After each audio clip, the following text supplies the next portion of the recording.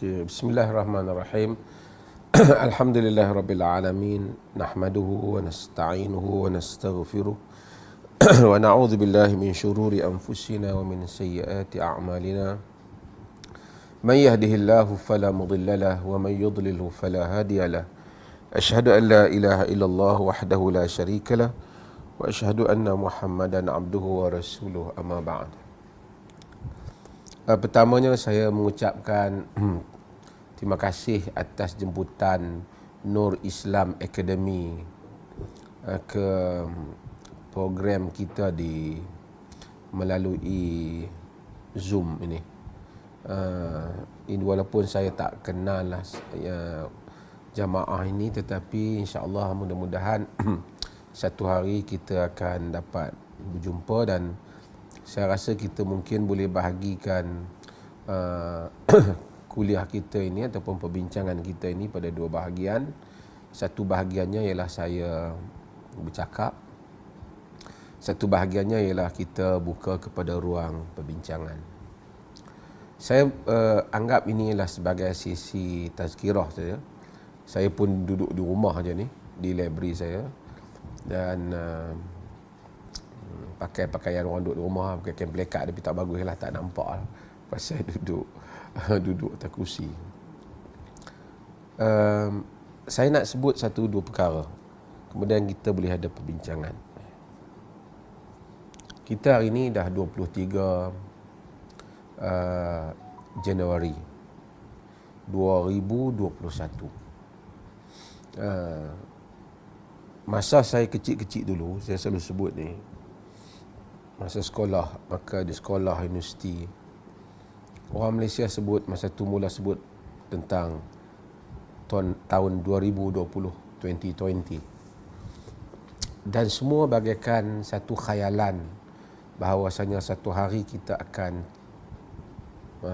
memasuki 2020, yang mana Malaysia akan menjadi sebuah negara dengan ciri-ciri yang dislogankan ketika itu.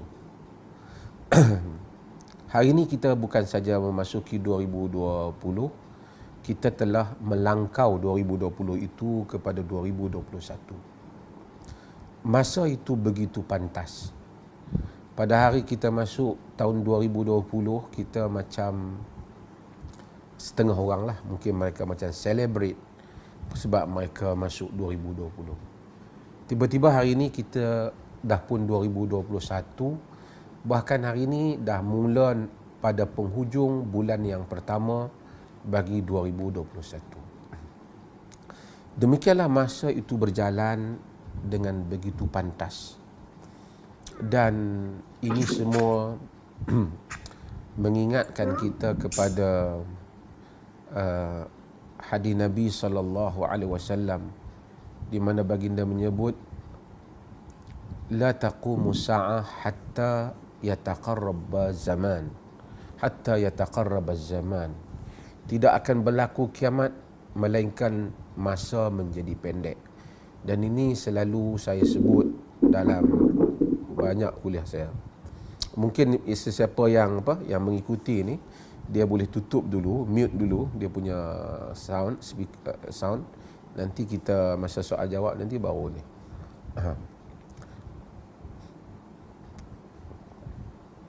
Okey.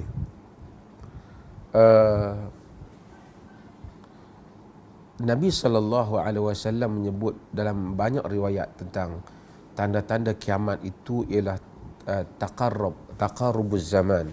Zaman itu menjadi pendek.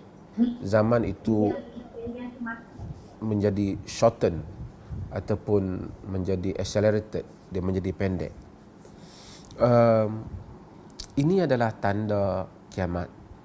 Dahulu para ulama hatta dahulu mereka tercari-cari kepada makna, apakah makna zaman itu menjadi pendek. Dan ini saya syarah dalam banyak siri kuliah saya. Sebahagian mereka kata zaman menjadi pendek kerana mungkin kenderaan makin laju, orang nak pergi haji tak perlu lagi tunggu 4 bulan untuk sampai, dalam 7 jam, 8 jam boleh sampai. Itulah maksud zaman menjadi pendek.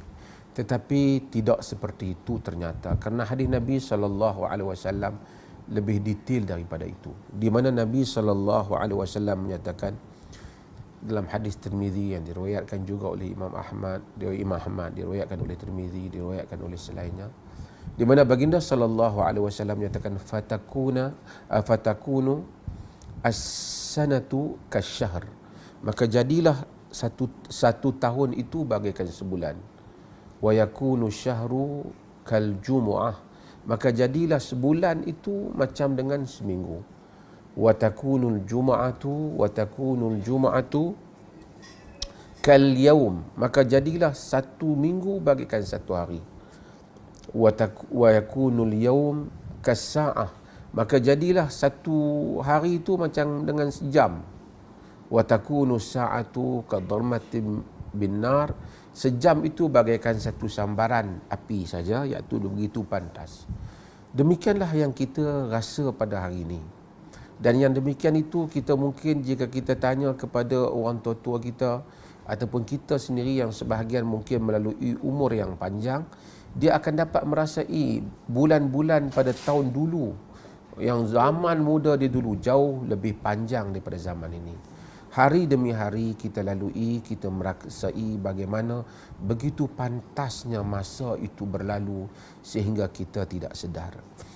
Allah Subhanahu wa taala menyebut watilkal ayyam nudawiluha bainan nas. Yang demikian itu hari-hari yang silih berganti di kalangan manusia. Apabila hari-hari itu pergi, dia juga membawa bersamanya dengan umur kita. Ia membawa bersamanya sebahagian daripada umur kita. Ramai orang celebrate hari jadi dia. Saya baru ni pun di rumah ada orang datang ramai, saya buat surprise, kemudian bawa kek, kemudian celebrate, bukanlah saya sebut selamat hari jadi. Saya tak apalah, saya melayaklah tetamu yang datang, tetapi saya rasa bahawasanya kadang-kadang kita terlupa bahawasanya hari demi hari yang bergerak menandakan kita juga bergerak pada tempoh yang akhir daripada kehidupan kita. Allah Subhanahu wa taala jadikan banyak pengajaran daripada perjalanan hari. Hari-hari yang pergi, ia pergi juga membawa kenangan kita. Ia pergi juga membawa peristiwa-peristiwa yang telah kita lalui. Sebahagiannya mungkin manis, sebahagiannya mungkin pahit, sebahagiannya mungkin duka cita, sebahagiannya mungkin kalau boleh kita ingin kekal di atasnya. Tetapi Allah Subhanahu wa taala jadikan hari-hari itu silih berganti. Kita tidak boleh untuk kekal pada hari-hari yang demikian. Dan dijadikan pada manusia ini ada memori dia yang boleh remind dia, yang boleh mengingatkan dia tentang apa yang dia telah lalui. Walaupun sebahagiannya apabila usia bertambah maka kita lupa. Tetapi Allah jadikan bahawasanya manusia akan ingat. Sebab itu kita akan ingat apabila berlaku peristiwa tertentu tentang apa yang pernah dilalui. Sebab itu lagu-lagu klasik mendapat tempat kerana orang-orang yang mendengar lagu-lagu klasik itu, apabila dia mendengar, dia remind dia kepada zaman ketika barangkali dia masih muda. Kenangannya dengan kekasihnya, kenangannya bersama dengan ibunya umpamanya, bersama dengan keluarganya, kenangannya di tempat kerjanya. Demikian Allah jadikan. Hatta bau, kadang-kadang kita bau dengan satu bau, dia mengembalikan kita kepada ingatan pada berpuluh tahun yang lalu. Supaya manusia tahu bahawasanya demikian telah berlalu hal-hal itu di dalam kehidupan. Allah Subhanahu wa taala jadikan kehidupan itu berlalu. Bukan saja ia berlalu dengan membawa kenangan, dengan membawa ingatan kita. Hatta apabila kita masuk syurga nanti juga ada kenangan yang masih kita ingat. Sebab itu Al-Quran menyebut kullama ruziqu minha min thamar qalu hadha alladhi ruziqna min qablu wa utubihi mutasyabihat. Setiap kali mereka diberikan buah, direzekikan buah, mereka menyatakan ini macam yang sebelum ini. Sebelum itu mungkin boleh maksud sebelum itu di syurga ataupun sebelum itu di dunia. Yang ni bila dia tengok buah di syurga, remind dia tentang buah di dunia. Nampak zahirnya sama, hakikatnya tidak sama. Jika manusia ingat buah-buahan, tentu dia akan ingat banyak kenangan. Sebab tu orang yang mati, dia akan bersedih kerana dia juga akan mengingati apa yang berlaku, keluarga yang ditinggalkan, apa yang telah dia lalui. Allah Subhanahu wa taala jadikan rahmatnya kepada kita dengan apabila masa itu berjalan, Dia telah mengambil sebahagian daripada kekuatan kita. Makanan yang kita makan dahulunya sedap, hari ini dah kurang sedap. Kita rasa walaupun makanan itu sama. Tenaga yang dulunya kuat kita ini sudah menjadi lemah. Kehendak yang begitu terangsang dahulunya barangkali, sebahagiannya telah menjadi berkurangan. Sebagai ingatan kepada kita bahawasanya kita menuju kepada penamat di dalam perjalanan dalam hidup ini. Orang-orang yang boleh berjalan tegap dahulunya, kemudian mula mengadu tentang sakit pinggang, sakit kaki, tak boleh berdiri lama, tak boleh duduk lama. Kesempatan-kesempatan yang menarik itu satu demi satu ia hilang. Rasa juga mula hilang. Hari ini kita tengok orang yang kena COVID, mereka orang-orang yang lemah, cepat mereka terkesan dengan COVID, mempunyai penyakit yang berisiko. Ini semua mengingatkan kita betapa hari makin hari benang ataupun tali yang kita dalam memegang kehidupan itu makin luntur dan makin lemah, dan menandakan bahawa kita akan meninggalkan alam ini. Rahmat Allah Subhanahu wa taala dalam hal ini. Apabila umur kita makin bertambah, saya dengar lagu-lagu nasyid jihad Palestin semasa saya buka di YouTube, masa nasyid-nasyid pada zaman saya di Jordan. Dia kembali mengingatkan saya kepada bagaimana keadaan masa itu, bagaimana saya berdemonstrasi, macam mana semangat, bagaimana cita-cita saya dahulunya, impian kalau boleh tak nak balik Malaysia, nak pergi berjihad di Palestin. Dia mengingatkan saya, dan kemudian masa itu telah pun berlalu, dan hari ini bila saya mendengarnya, saya hanya mengimpikan kenangan ketika bersemangat duduk pada zaman itu. Masa berlalu, siapa saja, walaupun ada masa yang kita kalau boleh kita nak skip dalam kehidupan kita, tetapi sebenarnya Allah ada hikmahnya. Ada masa kalau boleh kita nak kekal di situ, kalau boleh kita tak mau meninggalkan waktu itu, kerana indahnya waktu itu. Apabila masa kita berjalan, kita akan menyesal ataupun kita akan memikirkan, dah banyak masa telah pergi, apa yang telah aku buat pada masa-masa yang lepas, peluang-peluang yang kita telah terlepas dalam kehidupan kita. Namun Allah itu Rahman dan Rahim. Ia mengubat duka cita ini. Ia mengubat duka cita kita kerana waktu-waktu yang berlalu pergi dan berlari meninggalkan kita yang tidak dapat kita kecapinya, dan kita rasa rugi benar. Kenapa dahulunya aku tidak belajar agama umpamanya? Kenapa dahulunya aku tidak salat dengan banyak? Kenapa dahulunya aku tidak bersedekah dengan banyak? Allah Subhanahu wa taala menyatakan, wa wassayna al-insana biwalidayhi ihsana.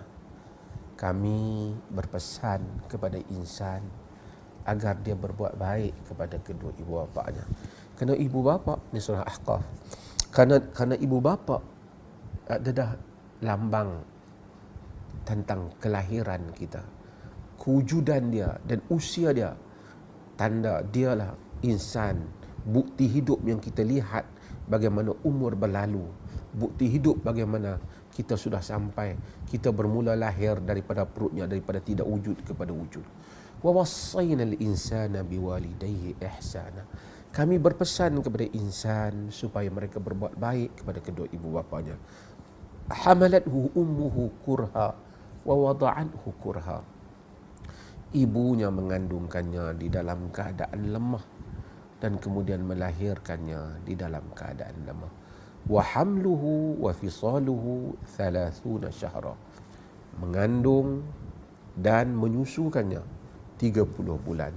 30 bulan itu iaitu 6 bulan lebih paling ringkas tempoh mengandung, dan 2 tahun tempoh menyusu, jadi 30 bulan. 2 tahun sama dengan 24 bulan, 24 campur 6. Quran sebut 30 sekaligus. Ini ada bukti saintifik dalam Quran. Okey. Wa hamluhu wa fisaluhu 30 syahra, dan mengandung dan menyusu selama 30 bulan. hatta idza balagha asyuddah, sehingga apabila manusia itu sampai kuatnya, mungkin 20, 22, 28, 30, tak sama, tapi balagha asyuddah, matang dia, kuat dia. Wa balagha arba'ina sana, dan sampai kepada umur 40. Yakni manusia ni, Tuhan kata kalau 40 tu mau matang lah.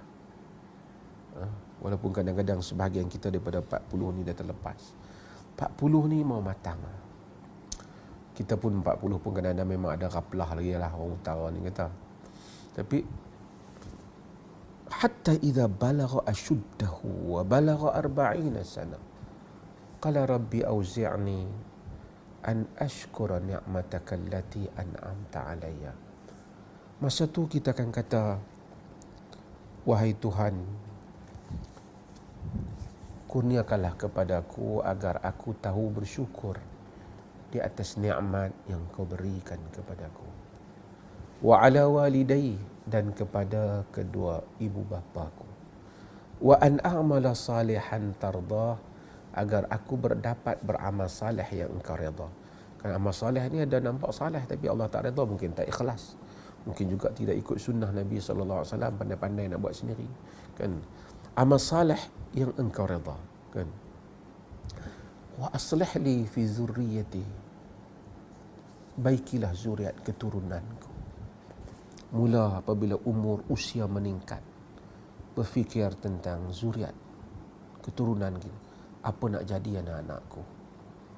Dulu mungkin dapat anak-anak baby kita muda, tak buat rambut baby macam tu lah, macam ni lah. Nak bagi baby kita jadi macam ni. Tapi akhirnya kita berfikir, ke mana aku nak bagi jadi anak-anak aku ni? Rabbi wa aslih li fi zurriyati, baikilah untukku pada zuriat keturunanku. Kerana zuriat ini apabila ia salih, dia termasuk dalam 3 perkara yang Nabi sebut. Idza matal insan inqata'a anhu amaluhu illa min thalath. Apabila insan mati, terpotong amalannya melainkan daripada 3 perkara. Antaranya wa waladun salihun yad'ulah. Yang ketiga itu ialah anak yang saleh yang mendoakan untuk dia. Wa aslih li fi zurriyyati, baikilah zuriat keturunanku. Inni tubtu ilaika wa inni minal muslimin. Aku bertaubat kepadamu dan aku termasuk di kalangan orang yang menyerah diri. Itu doa yang Allah ajar. Tapi saya nak sebut apa jawapan Allah kepada doa ni. Allah kata, sebab tu doa tu patut kita semua pergi menghafalnya. Apa jawapan Allah kepada orang yang berdoa dengan demikian? Allah kata, ulaika alladhina nataqabbalu anhum ahsana ma amilu. Mereka itulah orang-orang yang mana kami terima yang terbaik apa yang telah mereka lakukan. Wa natajawazu an sayyiatihim, dan kami memaafkan kejahatan-kejahatan mereka. Fi ashabil jannah, mereka berada di dalam kalangan ahli syurga. Wa'da sidqil ladzi kanu yu'adun, itulah janji yang benar yang mana mereka pernah dijanjikan. Allah kata semua yang jahat tu Allah maafkan. Bila dah sampai umur walaupun dah banyak, tapi dah doa ke Allah supaya Allah terima amalan, Allah bagi keadaan dan telah taubat pada Allah. Allah kata Allah terima yang best saja yang kita buat. Allah terima yang baik-baik yang kita buat. Yang jahat Allah nak maafkan. Sebab kita kata inni tubtu ilaika wa inni minal muslimin. Aku telah bertaubat kepadamu dan aku termasuk di kalangan orang-orang yang menyerah diri. Saudara-saudara yang menuntun siri ni ataupun dialog ni, siapa sahaja kita di atas dunia ni, Jadi orang itu orang kaya, orang miskin. Hatta jadi orang panggil ulama ke, mufti ke. Kita sebenarnya tugasan kita ataupun misi kita sama saja. Misi kita ialah kita lahir di dunia ini sebagai hamba Allah. Kita nak beramal dengan apa dan taat kepada apa yang dia suruh dan berusaha dengan kadar kemampuan kita untuk meninggalkan apa yang dia larang. Dan misi kita, kita nak kembali ke tempat datuk kita yang dulu, iaitulah kembali ke syurga. Itulah misi kita sebenarnya. Dalam menunaikan misi itu, Allah jadikan macam-macam kita ni. Ada jadi cikgu, ada jadi businessman, ada jadi engineer, ada jadi isteri orang, ada jadi suami orang, ada jadi isteri orang kaya, ada jadi isteri orang miskin, ada jadi macam alim, ada jadi orang tak apa tahu. Tapi misinya sama. Allah SWT tidak discriminate perbezaan-perbezaan yang bukan pilihan kita, yang mana takdir-takdir yang bukan pilihan kita. Kesemuanya Allah alu-alukan untuk kembali kepadanya di syurga dan jangan tersilap pergi ke neraka. Saya mungkin mampu bercerita macamlah saya dapat mengepalai hal itu, tapi ia sekadar cerita. Kerana tidak ada beza mufti ke siapa saja, di sisi Allah sama saja. Berdiri di hadapan Mahkamah Qadi Rabbul Jalil, tak ada Tuhan kata ni mufti mari duduk elok sikit, orang biasa pergi duduk biasa, tak ada. Semua Allah menilainya berdasarkan kepada amalan saleh. Mungkin orang yang memakai gelaran-gelaran agama dengan pakaian-pakaian agama dan bahasa-bahasa agama ini, dia mungkin lebih jauh daripada Tuhan dibandingkan orang yang kerjanya mungkin sapu sampah di tepi jalan, tetapi sentiasa bersyukur dan tahu berterima kasih kepada nikmat Allah Subhanahu wa taala kepadanya. Demikian Allah Subhanahu wa taala jadikan perjalanan kita ini kesemuanya menuju ke syurga. Kita akan melalui banyak rakyat Afrika dengan caranya, bukan orang Melayu je dalam dunia ni. Dulu dengan caranya, zaman tak ada teknologi, no handphone, no all these devices that semua kemodenan alat yang kita ada pada hari ini. Zaman mereka hidup dengan cara mereka. Mereka pun telah menghasilkan. Ada orang hidup di bawah isteri yang hidup tertekan di bawah suami yang zalim. Ada orang hidup dia mahu kemewahan. Ada orang anak yang lahir di dalam keluarga yang susah. Kesemuanya Allah Subhanahu wa taala lebih mengetahui hal-hal keadaan hamba-hambanya. Baru-baru ni siapa yang ikuti ceramah saya, dan saya juga sebut dulu, saya kata saya pernah hadir jemputan sastrawan di Dewan Bahasa untuk membahaskan beberapa novel. Saya sebut bahawasanya hidup ini bukan novel. Novel itu mudah ceritanya. Penulis itu memainkan, bukan salah menjadi penulis, tapi seakan penulis itu bagaikan Tuhan yang menentukan watak-watak dan perjalanan watak, mematikan watak, memenangkan watak, mengalahkan watak, menyusahkan watak, menabalkan watak dan menjatuhkan watak. Bila kita baca novel mungkin kita sedih, seperti mana kita melihat filem dan drama, kita kadang-kadang sedih, kenapalah akhirnya begitu. Padahal itu adalah cerita rekaan manusia. Hidup tidak simplistik seperti mana yang kita sangka di dalam penulisan novel ataupun drama. Hidup itu Allah Subhanahu wa taala telah mentakdirkan. Ia melalui berbagai lekuk-lekuknya dan perjalanannya, panjarannya, denai yang dia lalui, dan manusia itu tidak sama. Kita mungkin tahu tentang seorang manusia itu pada satu juzuk yang kecil daripada hidupnya. Tengok saya dalam skrin ni, tuan-tuan tengok, ini mufti mungkinlah, mufti masya-Allah, mungkin bagus. Itu satu juzuk yang tuan-tuan tahu tentang saya. 99.9 dalam kehidupan, apa yang terbenam di dalam benak saya, tuan-tuan tidak tahu. Allah Subhanahu wa taala mengatakan, kita tengok satu orang miskin, kita tengok satu orang mungkin tidak saleh pada mata kita, tapi kita tengok mungkin di akhirat kelak dia berada di syurga mendahului kita. Kerana Allah lebih tahu apa yang berlaku di kalangan hamba-hambanya. Sebab itu kita melihat dalam hadis ada wanita pelacur yang mumisat dalam hadis, mumisat, iaitu wanita pelacur yang menggoda orang, memberi minum kepada anjing, dan Allah mengampunkan dosanya seperti mana dalam hadis yang diriwayatkan oleh Imam Al-Bukhari. Kita mungkin mendengar cerita dia bagi minum anjing dan kemudian Tuhan faghufira laha, kemudian Allah mengampunkan untuk dia. Tetapi kita tidak tahu 99 poin berapa dalam kisah hidupnya sehingga membawa kepada peristiwa itu yang menjadikan Allah Subhanahu Wa Taala akhirnya mengampun dia. Kerana kita hanya melihat satu juzuk daripada cerita. Fulan, kita tengok tiba-tiba Allah bawa dia ke dataran Allah. Kita kata, oh mungkin kerana hari itu dia mendengar ceramah ustaz tu, lalu dia terpengaruh, lalu dia jadi saleh. Itu sebab musabab yang kita lihat pada satu juzuk.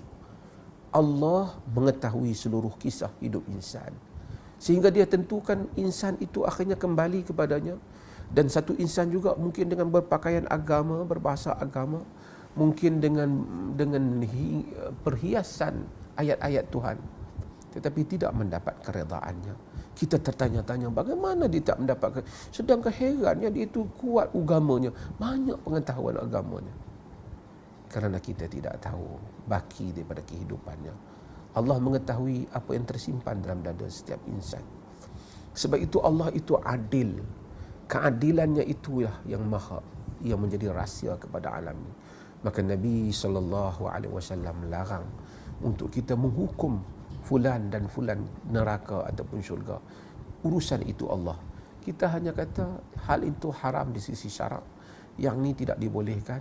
Adakah pengamal tu confirm ahli neraka ataupun syurga? Kita tidak tahu urusan ini. Nabi kata, man qala halakan nas fahuwa ahlakuhum. Sesiapa yang menyatakan jahanamlah orang ramai, orang dialah yang dahulu yang jahanam. Kita mungkin berhujah, memberitahu, memberi amaran, memberitahu hukum, memberitahu ini salah, itu dosa, perbuatan itu salah, perbuatan dosa. Adakah semua pendosa mesti masuk neraka? Tidak. Semestinya Allah mempunyai rahmatnya. Adakah semua orang yang kelihatannya melakukan pahala mesti masuk syurga? Juga tidak. Kita ketahui kerana Allah mengetahui hakikat semuanya. Sebab itu maka kita lihat orang tak pakai tudung, kita kata dia tak pakai tudung, pada perbuatan itu kurang sempurna di sisi agama. Dia ahli neraka, ahli syurga. Jangan kita melebihi lidah kita lebih daripada itu. Jangan, oh tak kaki tak pakai tudung semua tu ahli neraka. La samahallah. Itu bukan urusan kita. Inilah dakwah sunnah yang sebenarnya saya selalu mengharapkan ustaz-ustaz sunnah itu berbeza dengan ustaz-ustaz yang kalau kadang bukanlah sebahagian penceramah lah, bukan ustaz yang lantang benar kadang-kadang mencerca orang lain dan menentukan syurga dan neraka orang lain. Kita tidak wajar demikian. Kerana hadis-hadis Nabi yang kita pelajari tidak mengajar kita yang demikian. Sidang penuntun yang dirahmati Allah, apabila kita memahami hal itu, kita memahami bahawa kita adalah insan yang berusaha untuk menjaga tempat kita sebenarnya. Kita cakap, saya berjuang untuk menyelamatkan orang kata menyelamatkan fulan. Kita menyelamatkan diri kita sebenarnya, kerana kita sebenarnya mempunyai kepentingan. Kepentingan kita ialah syurga yang kita harapkan. Kita mengharapkan Allah ampun kita. Bukan saja kita mengharapkan Allah ampun kita, setiap orang mengharapkan Allah mengampuninya. Sebab itu kita dalam hal ini, kita lalui perjalanan. Kadang-kadang kita lihat satu orang tu, saya selalu sebut, tengok anak-anak yang hidup di pelarian, kem pelarian. Zahirnya nampak macam susah benar hidup dia dibandingkan anak-anak kita yang hidup di rumah, ada makan cukup. Tetapi itu benar, susah, kita mesti tolong. Tapi untuk menyatakan anak kita lebih bahagia daripada anak yang duduk di kemah pelarian itu juga belum tentu. Kerana Allah mencampakkan bahagia dan tidak bahagia. Tidaklah hanya sekadar tempat, makanan yang dimakan dan baju yang dipakai. Berapa ramai orang yang kerjanya menyapu sampah di tepi jalan, makan secukup ada, sekadar yang ada, tidak masuk ke dalam restoran yang mewah. Lidahnya menikmati makan lebih sedap daripada kita. Allah dengan urusannya, kita lalui kehidupan. Kerana Allah ingin memberitahu kita, mengingatkan kita bahawasanya dunia ini sementara. Sebahagian mungkin yang duduk dalam menonton ni dah pun 60, ada yang 50 lebih, 40 lebih. Dan kita pun tak tahu bila kita akan berakhir. Dan kemudian Allah membahagikan umur juga tidak sama di kalangan kita. Apabila dunia ini pergi, kita pergi meninggalkan dunia ini, sekalipun kita menangis air mata darah, tidak ada apa yang dapat kita kembalikan. Sama juga seperti hari ini. Kalaupun kita menangis air mata darah sekalipun, hari semalam yang pergi tidak akan kembali lagi. Umur muda kita juga tidak akan kembali. Orang-orang yang telah menjadi kenangan di dalam hidup kita juga sudah tidak akan kembali. Kematian lebih dahsyat. Dia bukan saja tidak kembali, dia menutup satu peluang yang maha besar dalam hidup manusia, iaitulah taubat. Taubat adalah ubat bagi segala kehidupan ini. Kematian menutup taubat. Apabila kita mati, di dunia ini kita melihat fulan, Masya Allah, kekayaannya. Fulan, Masya Allah, rupanya, kehandsomannya, cantiknya. Fulan, Masya Allah, anak-anaknya berjaya. Semuanya kita kadang-kadang kita rasa macam tak adil dunia ni pada kita. Saya ada kawan seorang ikut kuliah saya juga, wanita. Dia kata dia pergi ke negara Arab, dia buat urusan bisnes. Dia tengok orang-orang Arab begitu yang muda-muda bisnes begitu handsome, dengan jambangnya, dengan rupanya, dengan pakaiannya. Dia kata dia rasa cemburu di hati dia. Kata bila lihat balik kepada suami kita, dia kata taklah macam tu, taklah lawa macam tu. Rasa cemburu kita, kata tak adalah aku dapat nikmat ini, kata dia. Apa yang dia terasa, dia kata harap-harap di syurga dapatlah aku macam ni, kan, suami yang lawa, handsome dan seumpamanya. Maksudnya apa? Maksudnya bila kita tengok dalam hidup ni macam-macam. Fulan ada benda yang kita teringin, kita tak ada. Sampai ketua kita tak dapat. Orang tu ada apa yang kita tak ada. Tambah orang yang merebut wanita, tak jadi isteri dia, jadi isteri orang lain. Meratapi dia kadang-kadang sampai sepanjang hidup dia. Dengar lagu puisi cinta, dengar lagu Celine Dion tu Sudirman, begitu mempengaruhi jiwa dia tentang apa yang dia tinggalkan daripada cinta-cinta dia yang tak dapat. Demikian hidup. Tetapi hidup ini terlalu ringkas dan singkat untuk kita memutuskan bahawasanya habislah peluang kita dalam dunia ini. Sebab itu di dalam hadis yang diriwayatkan oleh Al-Imam Muslim dan selainnya, yang ini selalu juga saya baca dan tuan-tuan juga selalu dengar, dibaca oleh ustaz-ustaz dan mungkin juga tuan-tuan juga membacanya. Nabi SAW menyebut, kata baginda, yu'ta bi'an'umi ahli dunya min ahli nari yaumal qiyamah. Dibawa orang yang paling menikmati nikmat di kalangan ahli dunia ini, yang merupakan ahli neraka pada hari kiamat. Maksudnya dia di dunia dulu, dia segala nikmat dunia ni dia dah dapat. Mungkinlah harta, kekayaan, tempat tinggal, kedudukan, pangkat, nama, wanita cantik ataupun suami handsome, segalanya mungkin dah dapat kepada dia. Bi an'umi ahli dunya min ahli nar yaumal qiyamah. Tuhan bawa yu'ta, Tuhan bawa dia kan. Kata Nabi,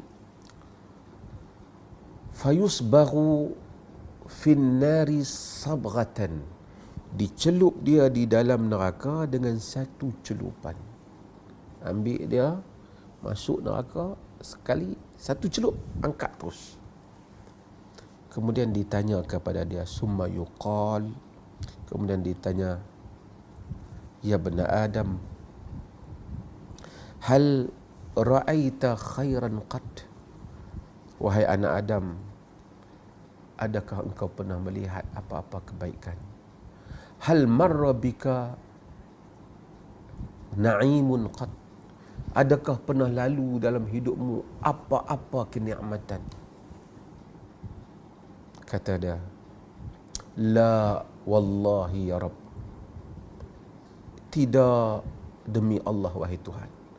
Maksudnya segala nikmat yang telah kita lalui di dunia ini, hanya dengan satu celupan daripada api neraka, kita akan tak ingat dah.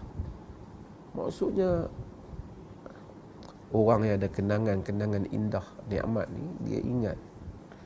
Tapi cukup dengan satu celup, belum lagi duduk dalam neraka, Nabi kata hilang. Kemudian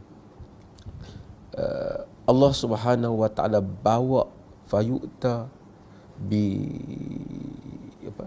Kemudian Allah Subhanahu wa taala bawa bi asyaddi bu's, dengan orang fi dunya min ahlil jannah.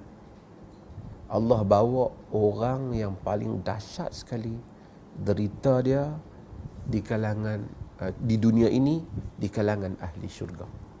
Di dunia dia lah barangkali paling miskin, paling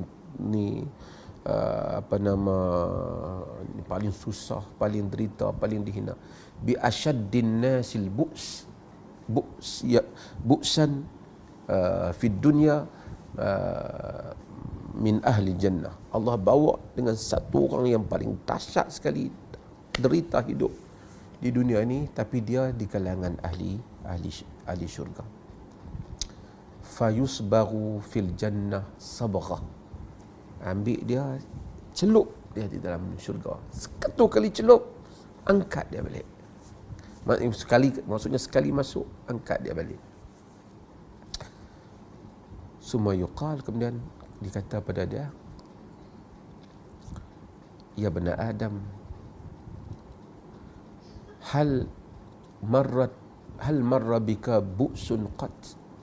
Wahai anak Adam, adakah telah berlalu kepadamu satu kesusahan yang apa-apa kesusahan? Hal ra'aita syiddatan qat? Adakah kau pernah melihat penderitaan, kesakitan, derita? Apa-apa derita? Sama sekali. Qala la wallahi ya Rabbi ma ra'aitu syiddatan qat. La, demi Allah wahai Tuhanku, aku tak pernah tengok apa-apa derita. Everything, semua derita gone, iris, hilang daripada ingatan, hanya kerana sekali masuk, celup, masuk, keluar balik di dalam syurga. Kita doakan supaya kita menjadi ahli syurga.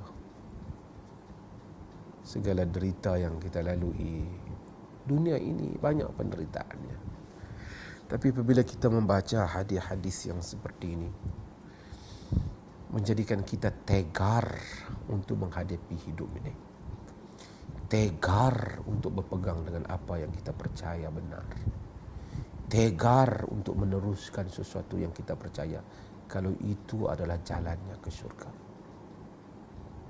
Kita semua ada kelemahan dan kedaifan kita, dosa kita di hadapan Allah Azza wa Jalla.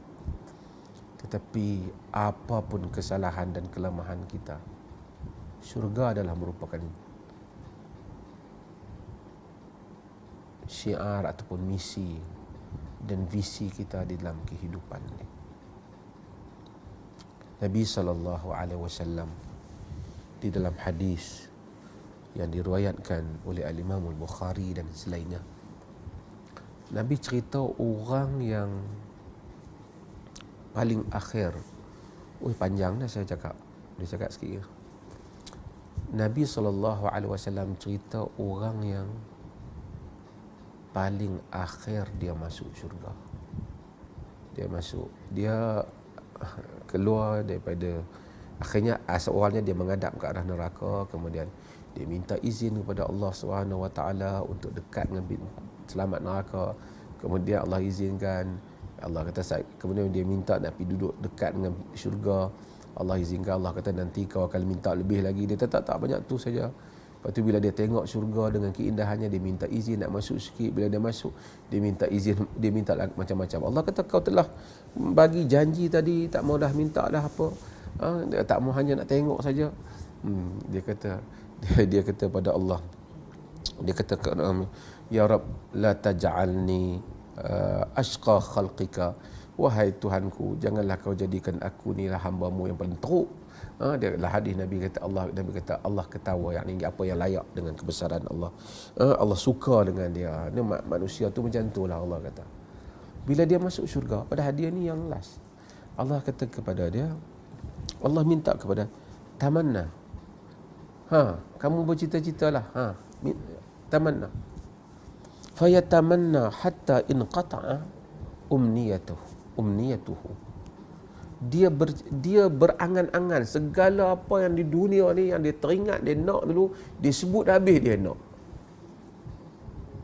Allah Subhanahu wa taala apa dia sebut, Allah kata tak ada dah. Dia itu yang nak. Allah kata kaza wa kaza fa aqbala yudhakkiruhu. Dalam hadis kata, Allah kata kau kan dulu nak ini. Allah ingatkan satu demi satu yang menjadi cita-cita dia di dunia dulu yang dia dah lupa. Mungkin dulu-dulu ni dia ada berkenan kat orang tu, dia pun dah tak ingat dah. Mungkin dia orang, semua cita-cita itu Allah bawa semula dia ke dunia. Ketika Allah suruh dia, kau sebut apa yang kau nak, dia sebut semua. Tapi Allah tahu masih lagi dia ada benda yang tertinggal, dia tak ingat dah. Allah tolong ingatkan dia lagi benda-benda yang kau nak. Dia pun ingat, betul. Jadi dia pun sebut, Allah sebut lagi, bagi lagi pada sebut, sehingga hatta intaha al-amani, sehingga berintahat al-amani, sehingga habis dia kata tak ada dah lah apa yang dia nak. Ada belaka dah di dalam syurga ni. Allah Subhanahu wa taala kata, qala Allah laka dzalika wa misluhu, untuk engkau macam tu dan untuk kau macam tu, dan satu kali ganda lebih daripada itu, yakni lebih baik daripada itu. Sidang penonton yang dirahmati Allah sekalian, saya sebut ini mukaddimah saya, mukaddimah dekat sejam. Mukaddimah umum saya lah, sebagai ingatan dan tazkirah untuk diri saya sendiri yang pendosa ini, untuk saya bersemangat meneruskan hidup ini, dan juga mungkin tuan-tuan dan puan-puan juga, mudah-mudahan Allah mengampunkan kedaifan, dosa dan kesalahan kita, diberi peluang untuk kita menikmati syurga. Umur-umur yang berlalu pergi, kenangan yang dibawa, memori yang berlari, yang tinggal di dalam ingatan, dan perkara-perkara yang tak tercapai dalam hidup kita, ataupun yang telah tercapai yang tidak lagi dapat kita ulangi. Walaupun pada zahir perjalanan masa tidaklah ada peluang kembali kepada kita, namun Allah Subhanahu wa taala memberikan ruang kepada kita dengan doa tadi, supaya Allah mengampunkan yang silap, membalas yang terbaik apa yang kita lakukan ataupun yang baik yang kita lakukan, dan kemudian supaya segala penderitaan itu diberikan nikmat yang lebih besar pada kehidupan yang sebenar di akhirat nanti, insya-Allah. Sekian, terima kasih.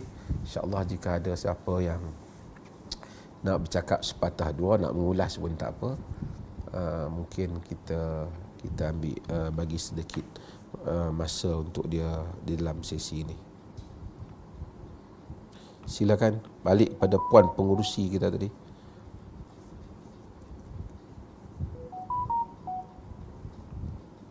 Dengar ke saya cakap balik? Dengar clear.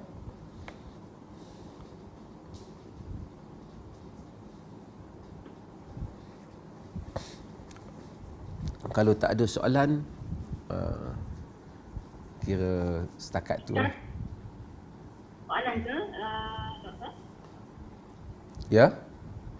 Sekarang kita boleh buka question and answer ya? Ya, boleh jika sekiranya saya mampu mengulas, saya akan mengulas. Siapa-siapa jemaah yang ada soalan boleh kemukakan kepada Dr. Mazhar. Silakan. Assalamualaikum Ustaz. Waalaikumsalam. Boleh dengar saya bercakap? Saya tak nampak. Tak nampak siapa bercakap. Cuba bagi saya nampak. Boleh nampak? Berapa bersedia untuk dilihat? Okey. Saya sebenarnya ada bukan soalan, isu baru ni ada diviralkan berita seorang kanak-kanak didera, tapi ini peringkat international lah, di Hong Kong, untuk Korea kanak-kanak 18 bulan didera oleh ibu bapa angkatnya sehingga dia mati lah, meninggal. Jadi netizen, ahli-ahli yang dalam Facebook ni berdialog lah, merasakan perasaan bila dengar berita tu. Jadi di kalangan netizen di Malaysia banyaklah mempersoalkan tadi macam Ustaz sebut, macam Tuhan tak adil lah. Kenapa lahirkan dia untuk diazab? Dia hanya 18 bulan umurnya, dan 8 bulan dia, 10 bulan dia abuse oleh mak bapa angkatnya. Dan ada yang mengatakan tentu dia masuk syurga tanpa hisap. Dan ada yang mengatakan dia bukan Islam sebab ini berita dari Korea dan memang bukan orang Islam. Kerana dia mengatakan anak itu masih berdosa. Jadi macam-macam pandangan, dan saya melihat banyak isu sebenarnya yang tak difahami oleh netizen yang merasakan, kita katakan, kesan daripada abuse tadi ya, abusive parent itu tadi. Jadi saya rasa ada dua soalan ini tentang apa kita nak respon pada netizen yang mengatakan macam Tuhan tak adil, dia dilahirkan kemudian diazab, ya, disiksa. Yang kedua mengatakan dia bukan Islam, dia tak boleh masuk syurga. Jadi dua persoalan itulah mungkin kita dapat kongsikan kepada netizen yang terlibat, ya, yang responlah kepada situasi itu. Terima kasih pada soalan. Isu pertama ialah isu anak-anak musyrikin, adakah mereka masuk syurga, masuk neraka, ataupun mereka akan duduk bersama dengan bapa mereka dan seumpamanya. Isu ini telah menjadi perbahasan yang panjang di kalangan ahli-ahli teologi dahulu, kerana masalah nusus-nusus yang ada ataupun nas-nas yang boleh dipahami dengan berbagai-bagai cara. Tetapi satu prinsip yang mesti kita semua kena percaya, bahawasanya Allah itu adil. Adil itu merupakan sifat Allah Jalla wa'ala, dan dia tidak zalim, dan tidak zalim itu telah dijadikan janji dia, wa mallahu bidhallamin lil abid. Allah tidak akan zalim kepada hamba-hambanya, kan? Dan dalam hadis yang diriwayatkan oleh Imam Muslim, Allah kata, inni haramtu zulm wa ja'altuhu bainakum muharrama. Aku telah mengharamkan kezaliman, yakni Allah sendiri tidak akan melakukan kezaliman, dan aku menjadikan dia di kalangan kamu adalah haram. Maka Allah tidak akan menzalim hamba-hambanya. Oleh kerana Allah tidak menzalim hamba-hambanya, maka dia tidak akan mengazab hamba-hambanya di atas kesalahan yang orang itu tidak lakukan. kesalahan orang itu tidak lakukan. Dan hatta jika orang tu dewasa pun, dia tidak mendapat berita tentang agama yang benar, dia tidak akan diazab oleh Allah. Kerana Allah menyebut wa ma kunna mu'adzibina hatta nab'atha rasula. Kami tidak akan mengazab sehingga kami menghantar rasul. Ini adalah asas kepada perbincangan ini. Di kalangan ahli teologi dulu, mereka ada menyebut anak musyrikin itu diazab berdasarkan kepada Allah mengetahui hakikatnya. Hakikatnya umpamanya Allah ni, kalau Allah ni huwal awwalu wal akhiru. Ini sedikit dalam teologi yang selalu kita bahaskan, itu Allah ini mengetahui yang awal dan yang akhir. Allah is the creator of time. Allah adalah pencipta masa, so Allah tidak terikat. The essence of God is not in the time system. Zat Tuhan itu tidak berada di dalam sistem masa. Kerana Tuhan itu adalah pencipta masa. So Tuhan itu tahu apa kesudahan bagi setiap makhluk ni, sama ada dia hidup, dia mati, kalau dia hidup apa, dia mengetahui. Jadi kalau apa pun Tuhan buat, Tuhan maha mengetahui. Dia tidak akan menzalimi. Tapi itu mungkin sukar untuk kita nak fahami. Kalau nak dibahaskan, ialah apa yang perlu kita bahaskan, konsep asas, iaitu Allah Subhanahu Wa Taala tidak akan mengazab sesiapa yang dia tidak hantar Rasul. Yang ini sesiapa yang tak dapat mesej agama, dia tidak diazab dengan azab neraka kerana dia tak buat benda tu, dia tidak menentang Tuhan setelah mendapat arahan Tuhan. Sebab itu manusia-manusia yang dianggap yang tidak sampai kepada mereka ajaran Rasul, mereka tidak akan diazab oleh Allah. Sama juga orang di Hong Kong, di mana tambah budak-budak kecil yang langsung tak tahu apa, dia tentu tidak diazab Allah dan dia tentu bukan ahli neraka. Okey. Siapa dia bising tu? Okey. Yang kedua ialah tentang kehidupan budak-budak tu, anak. Kita ni, kita melihat pada yang zahir. Allah mengetahui halnya, zahirnya terseksa. Apa yang Allah akan sediakan pada budak ni di dalam pengetahuan Allah yang maha adil. Kemudian apa yang saya kata tadi, apa yang kita lihat sakit, mungkin pada zahir tubuhnya sakit, belum tentu sakit. Apa yang kita lihat lama, mungkin sekejap. Apa yang kita lihat sekejap, mungkin lama. Sebab tu tidak tak sama. Kita mungkin lihat kanak-kanak tu, seorang tu macam derita benar dia, betul, dengan kadar derita, tapi mungkin dia tidak sederita sebahagian orang yang mungkin duduk dalam nikmat yang lain. Kerana derita, sakit dan penderitaan ini dirasai oleh tubuh, dan kadar yang dirasai oleh tubuh itu kita tak tahu. Mungkin kita dapat sakit yang sama macam kawan kita, tetapi kadar kesakitannya tidak sama. Allah mengetahui urusan hamba-hambanya dan anak-anak ini.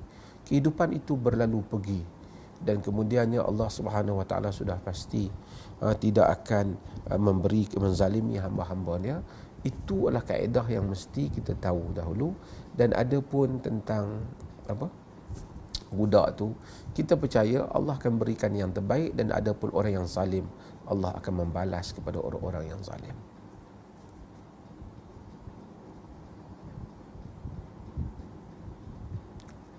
Terima kasih Ustaz. Sama. Assalamualaikum. Saya Usama Datuk. Assalamualaikum. Saya sebenarnya memang bertugas dengan kerajaan dulu, tapi sekarang dah lepas bersara, saya menyertai grup-grup tazkirah. Ada second generation yang turut kelas-kelas tu. Cuma dari soalan-soalan yang dikemuka, topiknya luas, Sabi Usama. Dia termasuk tafsiran dan juga hadis-hadis Nabi. Cuma ada timbul macam perasaan, adakah sistem pendidikan kita menyampaikan mesej mengenai tauhid dengan sempurna? Seolah-olah macam sistem civil tu dah lama menyerap dan mengasingkan, seolah-olah Islamic law ni satu sistem yang paralel, dan civil law satu sistem yang lain. Jadi dia seolah-olah saya tidak berani mengatakan bukan semua sahabat bersama. Bukan semua, tidak. In fact, sometimes I'm comforted the younger people seem to know. Tapi kalau saya boleh secara general, adakah pada pengalaman Sabihu Samaha ada masih lagi kalangan yang boleh dikatakan kita terikut-ikut, tidak sebenarnya memahami pada hakikatnya. Maaf saya kalau soalan saya ni tak relevan. If you can give me some example that clarify your meaning or your question. Ya, saya rasa ia mungkin timbul daripada soalan-soalan yang saya dengar melalui grup tu lah. Macam soalan Ukti tadi, questioning why is it like this, why must there be inequity, why does it seem to be unfair. Tapi sebaliknya saya ialah kalau saya boleh sharekan sedikit, saya daripada bidang perundangan. Dan jadi seolah-olah macam the hakikat jurisprudence tu, teori belum difahami sebab masyarakat kita pada pandangan saya, I may be wrong Sahabat Bersama, kepincangan dalam masyarakat sekarang, apa jua lah masalahnya, seolah-olah macam belum lagi diserapkan nilai-nilai sebenarnya, kecantikan ajaran Al-Quran. Adakah itu understood. Terbalik. Maaf Sahabat Bersama. Tak apa, boleh sempat. saya berhenti Boleh. Saya berhenti sebab nanti seolah soalan saya macam mendarat. Okay. Tu compounding. Okay. Maaf, terima kasih. Sama. Ada beberapa keadaan dalam hal ini. Yang pertamanya ialah agama tidak menghalang. Yang pertamanya ialah tentang tauhid. Memang asas pengajian yang patut diletakkan dalam kehidupan anak-anak kita ialah tentang tauhid. Asas mempercayai Allah Subhanahu Wa Taala dengan segala kebijaksanaannya, mempercayai kitabnya ialah kitab yang benar dan rasulnya ialah rasul yang benar. Dan inilah jika kita lihat apabila kita pergi membaca seperti surah Luqman dan seumpamanya, kita akan lihat asas pesanan Luqman yang pertama, ya bunayya la tusyrik billah inna syirka la zulmun azim. Wahai anakku, jangan engkau mensyirikkan Allah, sesungguhnya syirik merupakan satu kezaliman yang maha besar. Asas tauhid yang kuat didirikan. Selepas daripada itu baru datang soal tentang solat dan yang lain-lain. Kadang-kadang kita punya intro kepada hukum syarak ni ataupun agama ni, bila kita nak bawa anak kita supaya beragama, yang kuat sangat, yang sebahagian tu pakai tudung dulu yang kecil-kecil, padahal masa tu tak wajib lagi. Ada pula yang terus solat dulu kan. Memanglah 7 tahun disuruh solat, belum lagi dipaksa. Tapi kita terlepas satu foundation yang penting dalam kehidupan, iaitulah menegakkan tauhid, menanamkan bahawasanya Allah Subhanahu Wa Taala menciptakan segala-galanya, dia wujud dan benar, dan dia telah mengutuskan agama yang benar, iaitulah Al-Quran dan sunnah Nabi-Nya sallallahu alaihi wasallam. Jika ada apa-apa yang tidak jelas dalam Quran dan sunnah, bukan kerana agama itu tidak benar, mungkin kefahaman kita juga yang belum tepat. Ini hal yang mesti kita tegakkan. Second ialah, agama pula tidak melarang manusia bertanya untuk mengetahui, bukan untuk mencabar Tuhan. Hatta malaikat juga pernah bertanya, Tuhan, ataj'alu fiha man yufsidu fiha wa yasfiku dima wa nahnu nusabbihu bihamdika wa nuqaddisu lak. Adakah kau nak jadi padanya orang yang akan menumpahkan darah padanya, memusnahkannya, orang yang musnahkannya dan menumpahkan darah padanya? Dia bertanya. Jadi bertanya tidak menjadi masalah. Seketika dulu orang agama macam menghalang orang bertanya, sehingga ada teori, ada kata-kata barang siapa yang banyak bertanya maka lemahlah imannya. Ya, tak betul pendekatan yang seperti itu. Lalu orang mungkin ada benda yang dia tak puas hati dengan agama, dia simpan, dia tak tanya. Dan itu telah memberikan seolah satu infallibility kepada golongan agama ni seolah-olah mereka ni tidak boleh silap, seolah-olah mereka maksum, sehingga apa saja yang mereka sampaikan, you cannot question me because I'm mufti, you cannot question me because I'm ustaz. Ini adalah totally wrong, salah. Orang pernah bertanya Nabi untuk mengetahui yang perkara macam-macam, dan baginda sallallahu alaihi wasallam menjawab soalan. Selagi mana tujuan pertanyaan itu ialah untuk mencari hakikat, bukan tujuan pertanyaan itu hanya kerana nak menimbulkan permusuhan dan kebencian kepada agama. Dan kalau soalan yang ditimbulkan di dalam kerangka itu kerana mereka tidak clear ataupun tidak jelas dalam sebahagian perkara-perkara yang timbul di dalam masyarakat, maka itu tidak menjadi isu lah untuk orang tu tanya, kanan boleh pun kita suruh mereka tanya. Tapi kalau mereka tanya tu kerana I just want to challenge this religion, that is problem lah, because dia punya starting point of view tu salah tujuannya. Ya, sila. Doktor, saya nak bertanya. Ya, sila. Okey, jika ada seseorang non-Muslim itu, dia mempelajari ilmu Islam, mempelajari agama Islam bertahun-tahun, tetapi kita tahu yang hidayah itu milik Tuhan. Dan sepanjang dia mempelajari Islam itu, dia tidak masuk Islam. Apa statusnya, Dr. Mazhar? Terima kasih. Sama. Allah, hidayah milik Allah, benar. Yahdillahu man yasha. Allah memberikan petunjuk kepada sesiapa yang Allah kehendaki. Allah telah tidak beri petunjuk dari sisi riwayat-riwayat ahli sunnah, hatta Abu Talib yang begitu menyayangi Nabi, dia tidak menganut Islam.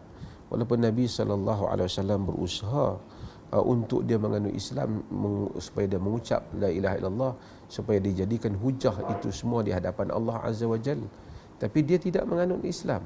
Quran kata innaka lan tahdi man ahbabta walakinna Allah yahdi man yasha. Engkau tidak dapat memberi petunjuk kepada sesiapa yang engkau kehendaki, tetapi Allah memberi petunjuk kepada siapa yang engkau tidak dapat memberi petunjuk kepada siapa yang engkau sayang. Allah memberi petunjuk kepada sesiapa yang dia kehendaki. Kita mungkin tertanya-tanya, bagaimana Allah membahagi-bahagikan petunjuknya? Siapakah yang Allah kehendaki? Allah itu maha adil, dia mengkehendaki dengan cara yang adil. Pada zahir kita mungkin seorang itu pengkaji Islam, pada zahir kita seorang itu macam minat dengan Islam, tapi itu zahir yang kita nampak pada mata kita. Allah mengetahui apa yang tersimpan di dadanya. Allah mengetahui apa yang kita tidak tahu. Allah juga mengetahui apakah perjalanan kehidupannya.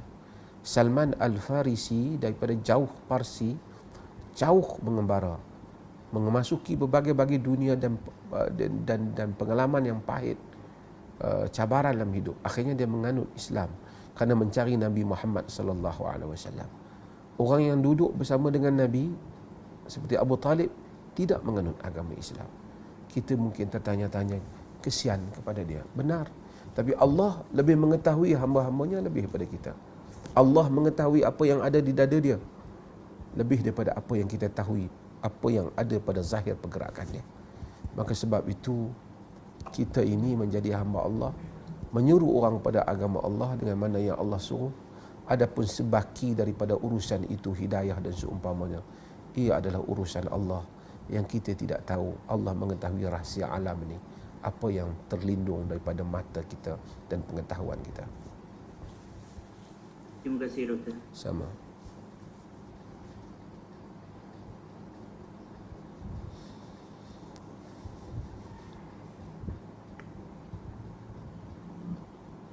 Ada soalan lagi daripada pihak jemaah? Assalamualaikum warahmatullahi wabarakatuh. Waalaikumsalam warahmatullahi. Saya ada soalan. Saya Fazrul daripada Seri Petaling.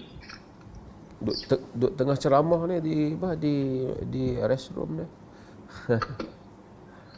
Macam mana? Duk tengah ceramah dia di kat restroom dia. Tengok. Saya Fazrul daripada Seri Petaling. Tu saya tengok pada gambar tu lah. Gambar tu you kan standing di depan tu. Ini masa saya tengah belajar study di college. If you can appear on the screen. Oh, boleh. Nak buka video kan? Yeah, not necessary, but that's better. Boleh. Okay, you can proceed your question. Okay. Saya ada satu soalan dengan dua ayat lah. Ayat Quran yang pertama, Inna Allah istara minal mu'minina anfusahum wa amwalahum bi'annahum jannah. Dan ayat yang kedua, Kuntum khairu ummatin ukhrijat linnas ta'muruna bil ma'ruf wa tanhauna 'anil munkar. Dan seterusnya sampai habis. Boleh kita jelaskan tentang ayat ini, nuzul dia dan apa yang kehendak Allah daripada ayat ini? Itu saja soalan saya. Jazakallah. So, terima kasih banyak. Tapi kalau jawab soalan ni saya nak kena ceramah lagi 2 jam lah. Bagi setiap ayat syarah dia dengan ni. Cuba spesifikkan nak tanya apa betul. Okay, Apa yang tak faham daripada ayat tu? Kat mana? Baru jadi soalan. Okey, spesifikkan apa kehendak Allah daripada ayat ini, apa yang Allah nak beritahu. Ayat yang mana? Dua-dua ayat tu saja ke? Satu ayat ke? Dia panjang innallaha ashtara minal mu'minina anfusahum wa amwalahum bi anna lahumul jannah tu. Kat mana yang nak tu? Kat mana yang you tak faham? Saudara tak faham kat Saya mana? tak faham. Yang mana? Yang beli ke tak faham? Yang jual ke tak faham? Baru boleh jadi soalan. Apa maksud dia yang sebenar membeli tu?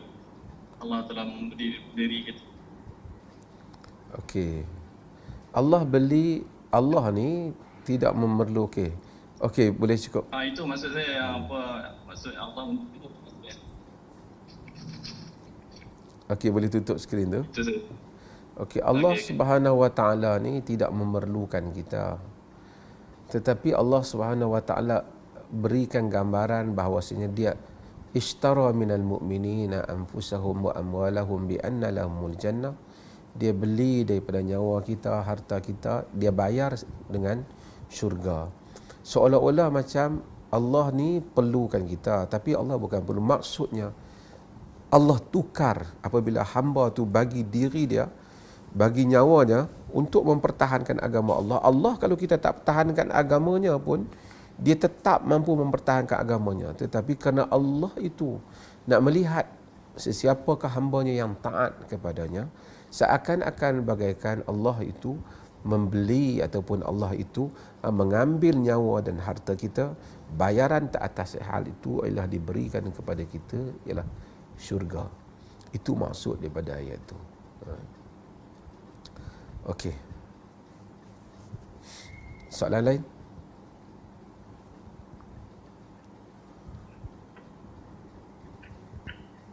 Ada soalan lain lagi daripada mana-mana jamaah? Okey, Assalamualaikum warahmatullahi wabarakatuh. Dengar doktor?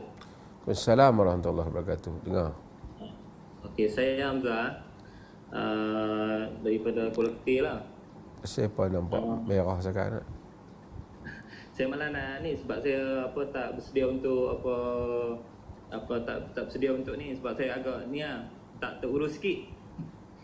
Saya nak tanya soalan doktor. Kan ada, saya tak pasti ni hadis ke yang kata man ra'a minkum munkaran kan falyughayyiru bi yadihi fa illam yastati' fa bi lisanihi. Ya, hadis riwayat Imam Muslim. Ya. Hadis ya. Cuma ada, tak silap saya pernah dengar ada lagi satu hadis dia tentang kita tegur dengan menggunakan tangan ni kan. Kan Nabi dia macam contoh kita dalam mendidik anak-anak ataupun kita mendidik murid-murid kan. Okey, kita tegur dengan tangan ni macam Nabi tak pernah tampak orang menggunakan tangan kan, doktor kan? Nabi tak pernah pukul orang di muka dan tidak pernah pukul khadam dia dan tak pernah pukul isteri dia. Tetapi di dalam peperangan Nabi membawa pedang. Cuma tidak ada orang yang diriwayatkan bahawasanya dia mati dibunuh oleh Nabi. Melainkan Ubay bin Khalaf. Dia saja yang mati dibunuh oleh Nabi. Okey, maksudnya yang tadi yang kata tegur dengan tangan.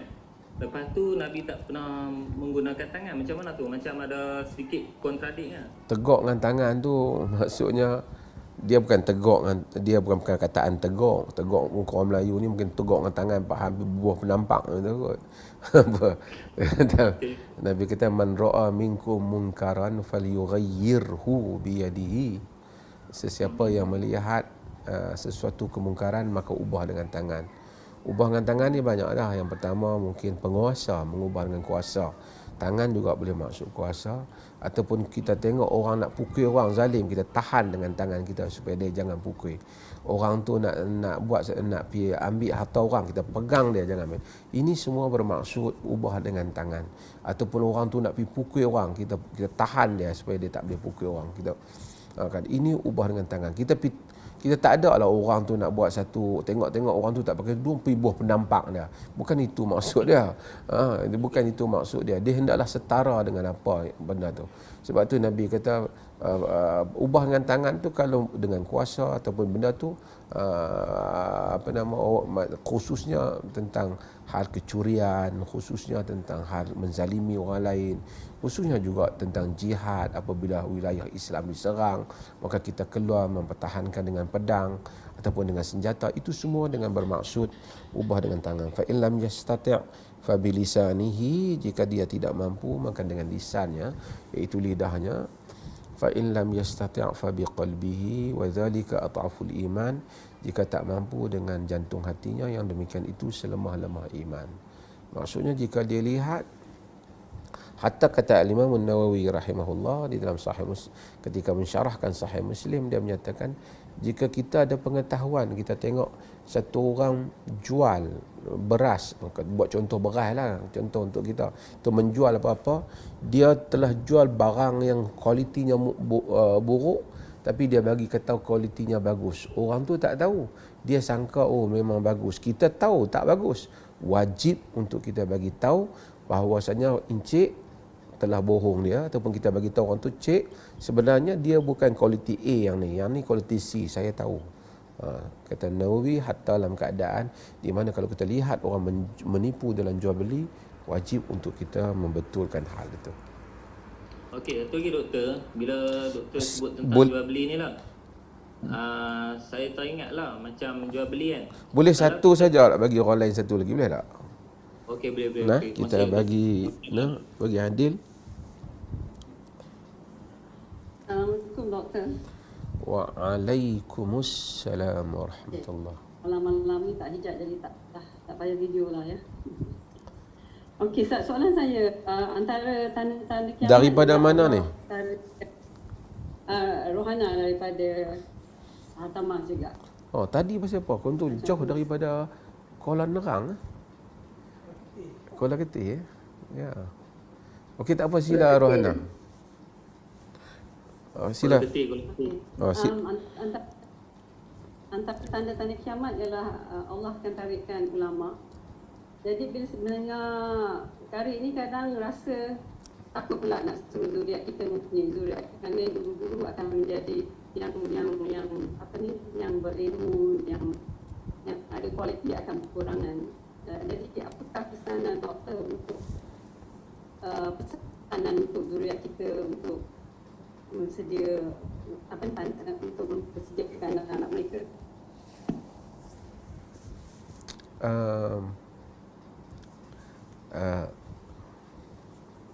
Allah tidak yaqbadul ilm, mengangkat ilmu itu dengan ambil daripada dada manusia, tetapi Allah yaqbadul ilm bimautil ulama, dengan matinya ulama. Matinya ulama ni maksud ahli ilmu. Kita zaman sekarang ni, kita banyak orang yang ulama, kita bila masyarakat tidak begitu berilmu, masyarakat tu kadang-kadang dia keliru antara ulama dengan penceramah. Dia ingat penceramah tu ulama. Jadi sebenarnya tidak semua penceramah tu ulama. Ada ulama jadi penceramah lah, tapi bukan semua penceramah tu ulama. Kadang-kadang orang tu dia mungkin pandai cakap, dia pensyarah lah ataupun dia penceramah. Dia mungkin tidak mempunyai ilmu yang bagus di dalam fiqh, di dalam tauhid, tapi dia mungkin orang kata sembang pandai lah ataupun pandailah ceramah. Baguslah dia sumbangan lah, dia mungkin pendakwah lah. Sebahagian tu pendakwah, sebahagiannya bukan merata-rata lah dalam dunia ni kan. Sebahagiannya ada yang selebriti, iaitu ini satu tempat cari makan dia lah untuk ceramah-ceramah ni. Jadi kita yang duka citanya ialah apabila matinya alim, iaitu orang yang ahli ilmu, yang menguasai ilmu. Dia menjadi tempat rujukan hukum, bukan tempat dengar ceramah seronok, boleh duk buat melawak. Bukan salah saya kata, tapi itu bukan ulama, itu mungkin penceramah. Ulama ni dalam arti kata orang alim, menyimpan ilmu di badannya, rujukan hukum hakam syarak ataupun ilmu syarak, yang mana bila mati mereka ini kita duka cita. Tokoh-tokoh besar, penulis-penulis besar yang menulis karya-karya yang besar yang mati, kita duka cita apabila kita tengok karya-karya mereka besar. Kita tengah mati Syekh Wahbah Zuhaili, mati sebelum itu banyak lagi tokoh-tokoh. Mati Syekh Abdul Aziz bin Baz, Muhammad Saleh ibn Utsaimin, mati orang yang alim, mati juga Syekh Maulana Abdul Hasan Ali An-Nadwi, mati orang ni alim. Mereka ni bila meninggal, matinya para ulama. Yang lain pun kita hargai, bukan yang dengan sumbangan mereka, tetapi kematian mereka ini menakutkan. Kita semua mendoakan zuriat kita menjadi yang terbaik lah. Kan, tapi Allah Subhanahu Wa Taala ini demikian, dia bahagi-bahagikan. Ada orang alim besar tapi anak dia tidak menjadi alim. Ada orang bapa dia biasa saja tapi dia menjadi alim. Allah juga kadang-kadang membahagi-bahagikan nikmatnya itu. Dia mengangkat sesiapa yang dia kendaki di kalangan hamba-hambanya. Kita tak perlu, kadang-kadang sebab itu kesilapan pendidikan kita kadang-kadang ialah apabila kita nak menjadikan anak kita itu semuanya budak yang dapat A. Bila tak dapat A, susah hati. Dan kita pun nilailah para cikgu kita ni kejayaan dia dengan dia telah menjadikan berapa banyak anak murid dia mendapat A. Itulah guru cemerlang. Kita tidak menilai di sudut bagaimana dia telah berjaya mendidik budak yang teruk kepada baik. Itu tak termasuk dalam penilaian kita kadang-kadang. Kita tidak kadang-kadang budak keupayaan seseorang manusia yang berjaya itu. Kadang-kadang bukan hanya dia dapat A. Ini saya nak sebut sikit lah. Sebab itu kadang-kadang bila anak kita nak periksa, kita doa kat dia. Ya Allah, bagi anak kita berjaya. Setengah ibu bapa sangka buruk dia dengan Allah Ta'ala. Bila anak dia tiba-tiba tengok tak berapa dapat A macam dia harapkan, dia rasa doa dia tak mustajab. Dia salah sangka dengan Allah. Allah ni apabila dia jadikan seorang tu, kita kenapa kita minta anak kita berjaya dalam periksa?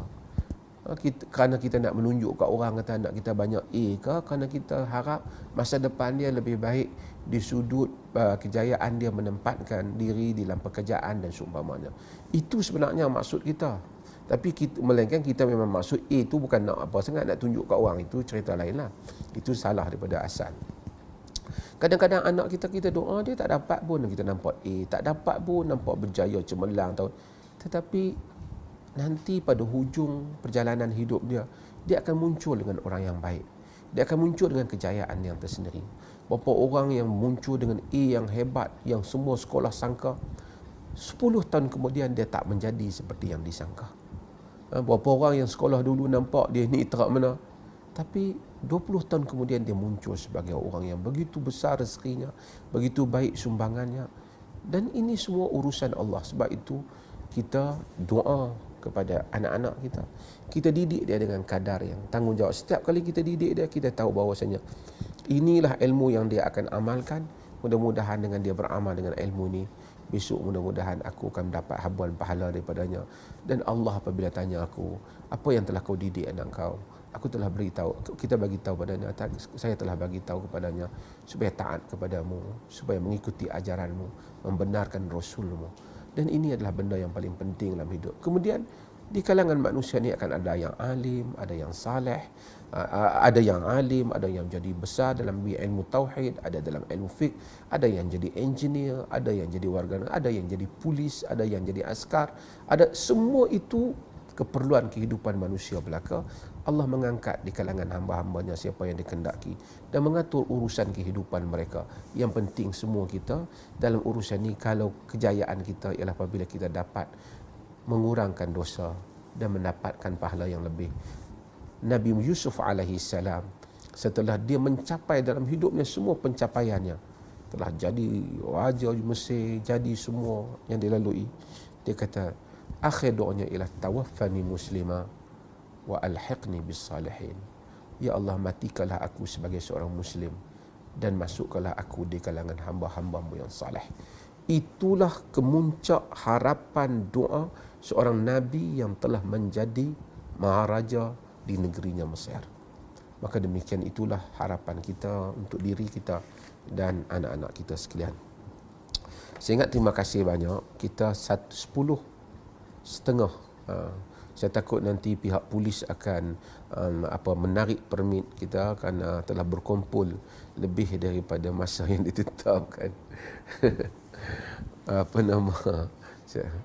Kami di Perlis ni PKP PKP balik. Walaupun sebelum ni semua dah okey, tapi apabila masa cuti baru ni dikatakan 1 juta orang mai ke Perlis, pakat mai tengok segala apa yang ada. Perlis juga akhirnya telah meningkat. Walaupun taklah begitu tinggi, tapi kita terpaksa limitkan masjid lah. Semoga Allah mengembalikan keadaan yang terlebih kepada yang lebih baik. InsyaAllah. Amin. Minta maaf banyak jika ada pada penyampaian saya yang kurang kena ataupun terkasar bahasa, dan mudah-mudahan insya-Allah. The plan perkampungan sunnah. Perkampungan sunnah is supposed to be every year. This year I'm not sure. Even yang acara-acara lain this year pun telah cancel. But hopefully kalau everything is okay, kita nak adakan perkampungan sunnah macam biasalah. Otherwise this year will be second year that we cancel perkampungan sunnah. Jazakallah. Assalamualaikum warahmatullahi Daripada pihak Nur Islam Academy, akhir kata daripada doktor, kalau doktor boleh bagi kata-kata nasihat kepada kami jemaah semua, memandangkan ada yang di kalangan kita yang terkena musibah, ujian untuk COVID ni macam-macam. Kata-kata akhir daripada doktor sebelum kita berakhir. Saya sebenarnya bukan kata-kata akhir nak bagi nasihat ke orang. Pertama, sentiasa saya cuba nak nasihatkan diri saya dululah. Sebab orang lain mungkin dengar saya nasihat, dia rasa oh pandai Dr. Mazhar cakap ke apa, ataupun dia mufti. Tapi Allah lebih mengetahui tentang hakikat diri saya, baik ataupun buruk. Sebab tu saya rasa macam bersalah juga nak bagi nasihat kepada orang, kerana sebahagian orang yang mendengar nasihat ataupun cakap saya ni, mereka jauh lebih baik daripada saya. Tapi walau bagaimanapun, demikianlah hidup ni. Manusia ada pasang surut dalam hidup ni, lemah dan kuat waktunya. Allah Subhanahu Wa Taala menjadikan banyak stesen yang kita lalui dan pengalaman yang akan kita tempuh. Hidup ini adalah satu gelombang yang besar. Mungkin saudara kita ni tutup dulu satu. Hidup adalah merupakan satu perjalanan yang bagaikan kita menempuh satu samudera yang luas dan hebat. Kita pun tidak tahu bagaimana perjalanan ombak itu. Kunci pada hidup ni, kalau kita lihat sebanyak ayat dalam Al-Quran, satu hal itu, tawakal. Tawakal is the easiest perkataan barangkali nak sebut tawakal. Tetapi paling sukar untuk kita laksanakan. Hatta saya yang menyebut ni pun sukar untuk melaksanakan. Tawakal bermaksud thiqah, meletakkan seluruh kepercayaan dan keyakinan pada Allah, dan berputus asa daripada segala harapan di tangan orang lain. Itulah tawakal. Apabila kita berjaya menempatkan segala pengharapan kita ini hanya kepada Allah, orang lain hanya sebab musabab sahaja, dan kita tak percaya pun sesiapa dapat menyelesaikan urusan kita, menunaikan hasrat kita, membawa kita mencapai apa yang kita ingin, melainkan Allah Subhanahu Wa Taala saja. Apabila kita yakin bahawasanya yang mustahil pada orang lain tidak mustahil jika Allah ingin mewujudkannya atau mengadakan bagi kita. Apabila kita sampai kepada kemuncak keyakinan bahawasanya kita percaya jika kita bersama dengan Allah, segala yang kita kehendaki Allah bisa mendatangkannya untuk kehidupan kita. Kita berada pada tawakal yang demikian. Apabila kita merasakan segala apa yang orang tolong kita dan bantu kita hanya sebab dan musabab, ia bukan mutlak yang menentukan jaya ataupun gagal yang kita, melainkan kehendak Allah Subhanahu Wa Taala juga, maka kita berada dalam tawakal. Orang-orang yang seperti inilah yang Allah nyatakan, alladzina qala lahumun nas innan nasa qad jama'u lakum fakhshawhum fazadahum imana. Orang-orang yang apabila dikata kepada mereka, orang telah berkumpul untuk mengambil tindakan pada kamu, takutlah pada mereka. Fazadahum imana wa qalu hasbunallah wa ni'mal wakil. Mereka bertambah iman mereka kata, cukuplah bagi kami Allah, dia adalah sebaik-baik tempat untuk kami menyerahkan urusan. Jika saya dapat sampai ke tempat itu, ke dataran tawakal itu, menyerahkan urusan pada, jika tuan-tuan dapat sampai kepada jiwa yang benar-benar percaya Allah lah segala tempat pergantungan, selain daripada Allah hanyalah sebab musabab yang bukan menentukan jaya ataupun tidak. Semua kejayaan Allah dapat tentukan sekalipun tanpa sebab musabab. Maka ketika itu kita akan menikmati hidup ini dengan nikmat yang besar. Segala gelombang kita tidak akan takut. Kita, segala kepercayaan kita, kegusaran dan gundah gulana kita juga akan hilang. Kita percaya walaupun duka cita itu datang, tetapi jika Allah kehendaki, ia dapat mengubah apa yang kita sangka tidak berubah. Walaupun bala itu telah menimpa, namun masa depan masih lagi dalam penentuan di tangan Allah Subhanahu Wa Taala. Sekian, terima kasih. Wassalamualaikum warahmatullahi wabarakatuh.